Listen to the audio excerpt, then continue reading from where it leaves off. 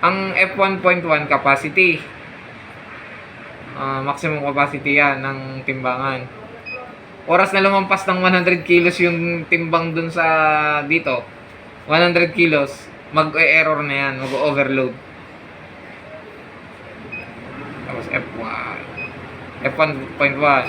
Ito naman, yung decimal point. Ibig sabihin, yung galaw ng number ng decimal point. 1, 2, 3, 4. 0.1, 0.2, 0.3, gayon. 1, 2, 3, 4.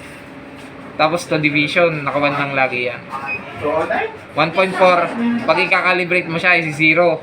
Kung magka-calibrate ka, siguraduhin mong walang laman yung bin sa F1.4. Pag in-enter mo yan, tapos gawin mo tong 1, ang ibig sabihin ng 0.1 ito, yes or no.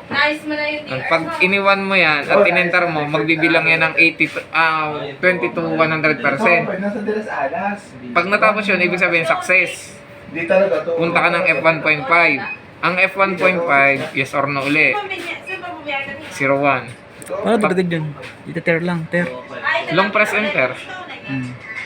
Long press yan. Pag lumabas yung load at in-enter mo, kung gaano kadami yung ipapatong mo doon na test weight, yun ang ilalagay mo dito. Halimbawa, 10 kilos. Lagay mo lang. Tapos, yan, 10 kilos. Pag okay na dito, dapat ilagay mo yung test weight doon. Tapos tsaka mo i-enter.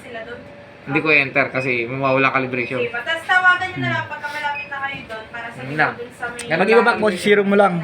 Alin? Pag ibabak mo, puro zero, zero lang. Oo, 0 lang ang back. Kung pag hindi mo ibalik, patayin mo yung switch.